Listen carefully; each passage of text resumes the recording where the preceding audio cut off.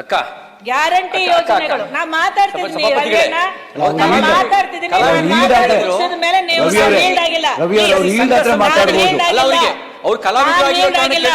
ಸಭಾಪತಿಗಳೇ ನಾನು ಹೇಳ್ದಾಗಿಲ್ಲ ದಯವಿಟ್ಟು ಅವ್ರು ಏನ್ ಹೇಳ್ಬೇಕು ತದನಂತರದಲ್ಲಿ ಹೇಳ್ಕೊಳ್ಳಿ ದಯಮಾಡಿ ಅವ್ರು ಏನೇ ಮಾತಾಡಲಿ ಕುತ್ಕೊಳ್ಳಿ ಆಮೇಲೆ ನೀವು ನೋಟ್ ಮಾಡ್ಕೊಂಡು ಆಮೇಲೆ ಏನ್ ಬೇಕಾದ್ರೆ ಹೇಳ್ಕೊಳ್ಳಿ. ನಾನಂತೂ ಹೇಳ್ದಾಗಿಲ್ಲ. ಮತ್ತೆ ಈ ಗ್ಯಾರಂಟಿ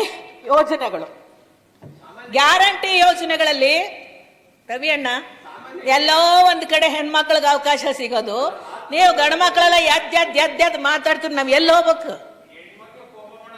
ನಮಗೇನ್ ಕೋಪ ಗೀಪ ಬರಲ್ಲ, ಎಲ್ಲ ನಮ್ ಸಹೋದರರಿದ್ದೀರಿ.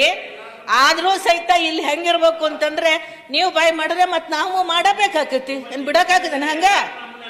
ಗೌಡ್ರೆ ಭೋಜೇಗೌಡ್ರೆ ನೀವ್ ಎಲ್ಲಿ ನನ್ನ ಮೆತ್ತಗ್ ಮಾಡ್ತೀರಿ ಅಂದ್ರೆ ಮೆತ್ತಗ್ ಮಾಡ್ತೀರಿ ಅಂದ್ರೆ ನಿಮ್ಮಲ್ಲಿ ಬಹಳ ದೊಡ್ಡ ಗೌರವ ಎಲ್ಲಿ ಬಂದ್ಬಿಡುತ್ತೆ ಅಂದ್ರೆ ನೀವು ಕಾವ್ಯಗಳನ್ನ ಹಾಡಕ್ ಶುರು ಮಾಡ್ಬಿಡ್ತೀರಲ್ಲ, ಅಲ್ಲಿ ನಾನು ಸ್ವಲ್ಪ ಟುಸ್ ಆಗಿರ್ತೀನಿ. ಮತ್ ಬೇರೆ ಯಾರಿಗೂ ಅಲ್ಲ, ಯಾಕಂದ್ರೆ ನಾವು ಕಲಾವಿದರಾಗಿರೋದ್ರಿಂದ ಬಹಳ ಪ್ರೀತಿ ಅದ್ರ ಮೇಲೆ ನಮ್ಗೆ. ಗ್ಯಾರಂಟಿ ನಾವು ಅವ್ರ ಫ್ಯಾನ್, ಅವ್ರು ನಮ್ ಫ್ಯಾನ್. ಬಿಟ್ಟು ಗ್ಯಾರಂಟಿ ನಮ್ಮನ್ನ ನೀವ್ ಯಾರು ಏನ್ ಮಾಡಿದ್ರು ನಾನು ಹೇಳೋದನ್ನ ಬಿಡೋದಿಲ್ಲ ರವಿ ಅಣ್ಣ. ಕಲಾವಿದರಿಗೆ ನಟ್ಟು ಬೋಲ್ಟು ಟೈಟ್ ಮಾಡ್ತಾರಲ್ಲ, ಏನ್ ಮಾಡ್ತೀರಾ ನೋಡಿ. ಆ ವಿಚಾರ ಇವಾಗ ಬೇಡ, ನೀವು ಸಪ್ರೇಟ್ ಆಗಿ ಕೇಳಿ ನಾನು ಹೇಳ್ತೀನಿ. ಇಲ್ಲ ಇದು ಮುಗಿಸ್ತೀನಿ ಮೊದಲು. ಇದ್ರಲ್ಲಿ ನಟ್ಟು ಬೋಲ್ಟು ಇಲ್ಲ, ನಿಮ್ಮ ನಟ್ಟು ಬೋಲ್ಟು ಸರಿ ಇಲ್ಲ ಅನ್ನೋದನ್ನ ಇಲ್ಲಿ ಹೇಳ್ತಾ ಇದ್ದೀನಿ. ನಿಮ್ಮ ಸರ್ಕಾರದಲ್ಲಿ ಇತ್ತಲ್ಲ ಕಾರ್ಯಕ್ರಮಗಳನ್ನು ನಟ್ಟು ಬೋಲ್ಟು, ಅದೇ ಸರಿ ಇರ್ಲಿಲ್ಲ ಅಂತ ನಾನು ಹೇಳ್ತಾ ಇದ್ದೀನಿ.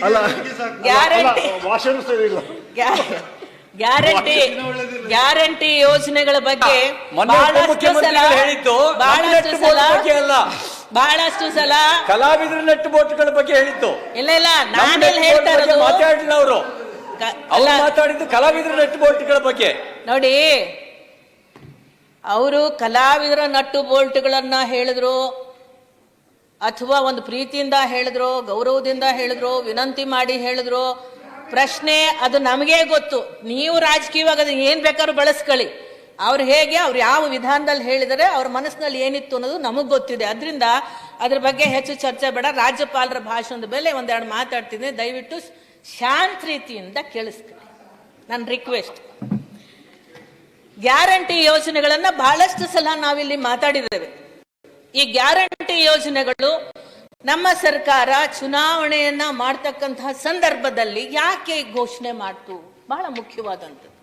ಆವತ್ತಿನ ಕಾಲಕ್ಕೆ ರಾಜ್ಯದಲ್ಲಿದ್ದಂತಹ ಎಲ್ಲರೂ ಸಹ, ಮಹಿಳೆಯರಿಂದಾದಿ ಪುರುಷರಿಂದಾದಿ ಆಗಿ ಎಲ್ಲರೂ ಸಹ ಕೇಳ್ತಾ ಇದ್ದಿದ್ದು ಏನಪ್ಪಾ ಅಂತ ಹೇಳಿದ್ರೆ, ಬೆಲೆ ಏರಿಕೆ ಆಗಿದೆ, ಬದುಕು ತತ್ತರಿಸಿ ಹೋಗ್ತಾ ಇದೆ, ತತ್ತರಿಸಿ ಹೋಗ್ತಿರ್ತಕ್ಕಂತಹ ಬದುಕು ನಾವು ನಿರ್ವಹಣೆ ಮಾಡಲಿಕ್ಕೆ ಸಾಧ್ಯ ಆಗ್ತಾ ಇಲ್ಲ. ನಮ್ಮ ಆಸರೆಗೆ ಕಾಂಗ್ರೆಸ್ ಸರ್ಕಾರ ಯಾವ ರೀತಿ ಸ್ಪಂದನೆಯನ್ನ ಮಾಡ್ತದೆ ಅಂತಕ್ಕಂಥದ್ದು ಇಡೀ ರಾಜ್ಯದ ತುಂಬಾ ಹಾಹಾಕಾರ ಇತ್ತು. ಅಂತಹ ಸಂದರ್ಭದಲ್ಲಿ ಶಕ್ತಿ ಯೋಜನೆ, ಗೃಹಲಕ್ಷ್ಮಿ ಯೋಜನೆ, ಗೃಹ ಜ್ಯೋತಿ ಯೋಜನೆ, ಯುವ ನಿಧಿ ಯೋಜನೆ, ಅನ್ನಭಾಗ್ಯ ಮುಂದುವರಿಕೆ, ಇದು ಹಿಂದೆ ಇದ್ದಂತ ಅನ್ನಭಾಗ್ಯ ಮುಂದುವರಿಕೆ ಆಯ್ತು. ಅನ್ನಭಾಗ್ಯ ಅಂತ ನಿಮಗೆ ಗೊತ್ತೇ ಇದೆ, 10 kg ಕೊಡ್ತೇವೆ ಎಂದು. ನಾವು ಮೊದಲು 7 kg ಕೊಡ್ತಿದ್ವಿ, ಆಮೇಲೆ ಬಿಜೆಪಿ ಸರ್ಕಾರ ಬಂದ್ಮೇಲೆ 5 kg ಇಳಿಸಿತು. ಅದ್ರ ಬಗ್ಗೆ ಯಾರು ಮಾತಾಡೋದಿಲ್ಲ. 10 kg ಕೇಳಿ ನಾವು ಮತ್ತೆ 5 kg ಕೊಡ್ತಾ ಇದಕ್ಕೆ ಇನ್ನು 5 kg ಕೇಂದ್ರ ಸರ್ಕಾರವನ್ನ ಕೇಳಿದಾಗ ಇಲ್ಲ ಅಂದ್ರು. ಅದಕ್ಕೆ ಪೂರಕವಾಗಿ ಪರ್ಯಾಯವಾಗಿ 170 ರೂಪಾಯಿಯನ್ನು ಸಹ ಒಂದ್ ನಿಮಿಷ ನನ್ನ ಮಾತು ಕೇಳಿ. ನಾನು ಹೇಳ್ತೀನಿ, ನಿಮ್ಮ ಮಾತುಗಳು ಏನಿದೆ ನಾನು ಹೇಳ್ತೀನಿ. ನಿಮ್ಮ ಮಾತುಗಳೇನಿದೆ ಕೇಳಿ, ನಿಮ್ಮ ಮಾತುಗಳಿಂದ ಅದನ್ನ ನಾನು ಹೇಳ್ತೀನಿ. 170 ರೂಪಾಯಿನ ಕೊಡ್ತಾ ಇದ್ವಿ. ಆಗ ಕೊಡಲ್ಲ ಅಂದವರು ಈಗ ದಿಢೀರ್ ಅಂತ ಜ್ಞಾನೋದಯ ಆಯ್ತು, ನಾವು ತಪ್ಪು ಮಾಡ್ತಾ ಇದ್ದೇವೆ ಅಂತ. ಮತ್ತೆ ಕೇಂದ್ರ ಸರ್ಕಾರದವರು ಮತ್ತೆ 5 kg ಕೊಡ್ಲಿಕ್ಕೆ ಒಪ್ಪಿಗೆಯನ್ನ ಕೊಟ್ಟು ಸ್ವಾಗತ ಮಾಡ್ತೀವಿ. ಅವ್ರು ಒಪ್ಪಿಗೆ ಕೊಟ್ಟಿದ್ದು ನಿಜಕ್ಕೂ ಕೂಡ ಒಳ್ಳೆ ಕೆಲಸ ಮಾಡಿದ್ವಿ. ಆದರೆ 10 kg ಕೊಡ್ತಕ್ಕಂಥದ್ದು ಬಹಳ ಉತ್ತಮವಾದ ಕೆಲಸವನ್ನ ಸರ್ಕಾರ ಮಾಡೋದ್ರಿಂದ ಜನರು ಇವತ್ತು ಸಂತುಷ್ಟರಾಗಿ ಜೀವನವನ್ನ ಮಾಡ್ತಾ ಇದ್ದಾರೆ.